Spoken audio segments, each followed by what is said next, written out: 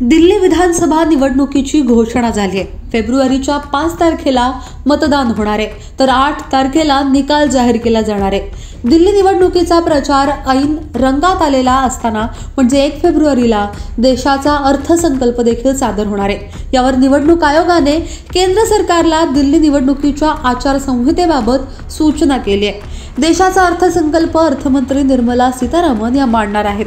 नेहमीच्या बजेटप्रमाणे दिल्ली राज्यासाठी काही घोषणा देखील या अर्थसंकल्पात असणार आहेत, परंतु अशी तरतूद किंवा योजनेची घोषणा सीतारामन करू शकणार नाहीत। निवडणूक आयोगाने तसं पत्र केंद्र सरकारला पाठवले। दिल्लीत निवडणूक असल्याने दिल्ली केंद्रित कोणतीही घोषणा तरतूद केंद्र सरकारच्या अर्थसंकल्पात नसावी असं निवडणूक आयोगाने म्हटलंय। दिल्लीत 5 फेब्रुवारीला मतदान होणार असून 8 फेब्रुवारीला निकाल लागणार आहे। यावेळी ही दिल्लीची निवडणूक एकाच टप्प्यात पूर्ण होणार आहे। विधानसभेच्या सर्व 70 जागांसाठी एकाच दिवशी मतदान होणार आहे। जवळपास 1.55 कोटी मतदार मतदानाचा हक्क बजावणार आहेत। महिलांबद्दल असभ्य भाषा वापरू नका, निवडणूक प्रचारात भाषेची काळजी घ्या असा सल्ला निवडणूक आयोगाने राजकीय पक्षांना आणि नेत्यांना दिलाय। या पत्रकार परिषदेतून निवडणूक आयोगाने इलॉन मस्कलाही उत्तर दिल्याचं म्हटलं जातंय। मस्क यांनी 15 जून 2024 ला केलेल्या एका ट्विटमध्ये म्हटलं होतं की ईव्हीएमचा वापर बंद करायला हवा।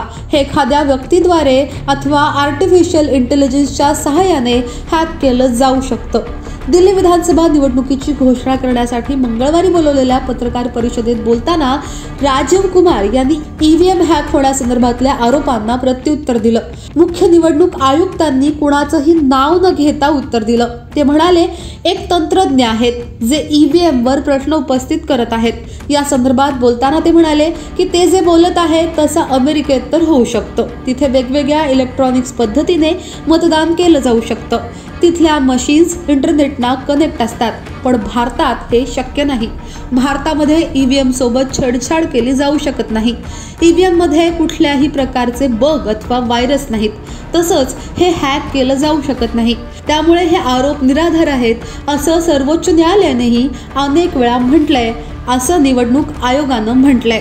निवडणूक आयोगाचं हे उत्तर इलॉन मस्क यांच्या त्या विधानाशी आता जोडलं जातंय आणि इलॉन मस्क यांच्यासाठीच हे उत्तर होतं असंही म्हटलं जातंय। या साऱ्यावरती तुमचं म्हणणं काय? खाली कमेंट बॉक्समध्ये तुमच्या प्रतिक्रिया अवश्य नोंदवा। आत्तापर्यंत लोकमत सबस्क्राईब केलं नसेल, फॉलो केलं नसेल तर लगेच सबस्क्राईब करा, फॉलो करा आणि पाहत रहा लोकमत। धन्यवाद।